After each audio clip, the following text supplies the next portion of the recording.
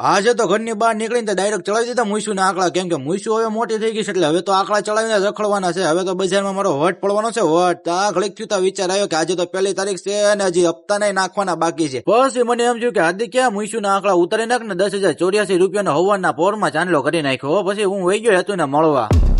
હાલ વિડીયો ઉતારવા નાસ્તો કરવા દો.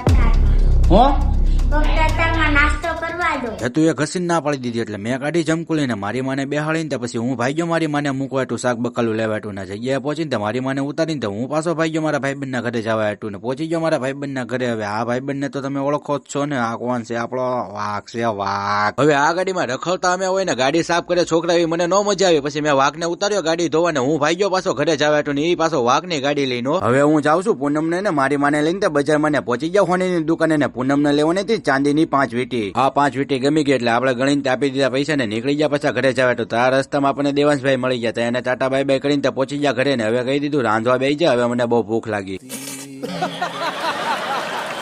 હા આવ્યા આપડા હેતુબેન. પછી તો મેં ઢીબા હવારે વિડીયો બનાવવાની ના પાડીને એટલે જમવાનું તૈયાર થઈ ગયું એટલે હું ને હેતુ તરત બેસી ગયા જમવા, કેમ કે અમને બેને બહુ ભૂખ લાગી હતી. પછી હું આવી ગયો ગાડી બદલાવા. તા તો અહીંયા આખી પબજી ની કોલ બેઠી હતી. પાછા અમે બે ભાઈઓ ભાગ્યા રખડવાટું, કેમ કે એ ભાઈ નો ફોન આવ્યો કે ગામમાં આવો તો સોળા ભાઈ. પછી પહોંચી ગયા માલાળકા ગામ ને પછી ભાઈએ સોળા લઈ લીધી ને અમે બે પીવા મહિના સોળા ને અમારા કલે જાવ ગાયકા ફોલો કરતા જાવ એટલે મારા 1000 ફોલોવર કમ્પ્લીટ થઈ જાય. હવે આપણે મળશું નવા વિડીયોમાં નવી મોજ મસ્તી સાથે. તા સુધી બધાને મારા જય સિયારામ.